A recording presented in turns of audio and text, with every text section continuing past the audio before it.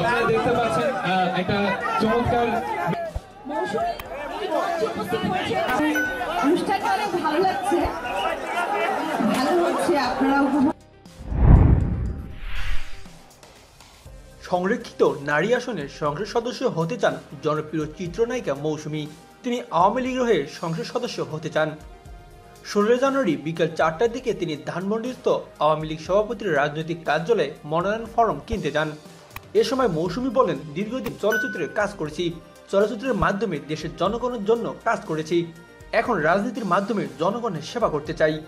মন্ত্রিসভায় যোগ্য নেতাদের স্থান দিয়ে প্রধানমন্ত্রী শেখ হাসিনা চমক সৃষ্টি করেছেন, আর এখন সংরক্ষিত আসনে যোগ্যদের মনোনয়ন দিয়ে প্রধানমন্ত্রী আরেকটি চমক দেখাবেন বলে আমি মনে করি। 16 জানুয়ারি বিকাল 4টার দিকে তিনি ধানমন্ডিস্থ আওয়ামী লীগ সভাপতির রাজনৈতিক কার্যালয়ে মনোনয়ন ফরম কিনতে গিয়ে এসব কথা বলেন। উল্লেখ্য, মঙ্গলবার সকাল 10টা থেকে মনোনয়নপত্র বিক্রির কার্যক্রম শুরু হয়। নির্বাচন কমিশন সংরক্ষিত নারী আসনের নির্বাচনের তফসিল ঘোষণার আগ পর্যন্ত এই ফরম বিক্রির কার্যক্রম চলবে বলে জানা গেছে। আওয়ামী লীগের প্রতিটি ফর্মের জন্য নেওয়া হচ্ছে 30,000 টাকা করে। আমাদের চ্যানেলটি থেকে বিনোদনের সব খবরাখবর পেতে আমাদের চ্যানেলটি এখনই সাবস্ক্রাইব করে বেল বাটনে ক্লিক করুন। সেই সঙ্গে লাইক, কমেন্ট, শেয়ার করতেও ভুলবেন না।